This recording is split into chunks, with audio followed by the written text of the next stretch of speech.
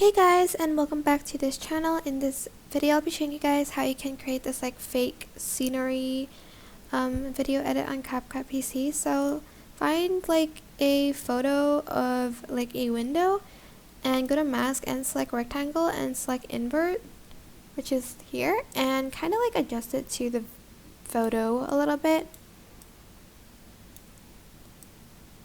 like so. You don't want to crop too much, but if necessary you can kind of crop some out. This is a little bit difficult to do. Okay, you know what, it's fine. I'm gonna have to crop some of that out. And then you are going to add in a video or a photo underneath that, maybe like a scenery or something like that. Just going to try to find one that is like, that looks cool. Hold on.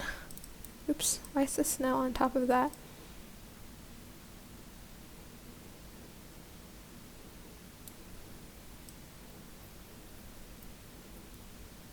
I'm just going to select this one and I'm going to scale it up and I'm going to put it here. And that is basically it, really. It is that simple. I hope this tutorial was helpful for you guys. Don't forget to like, comment, share, and also subscribe to this channel if you haven't done that already.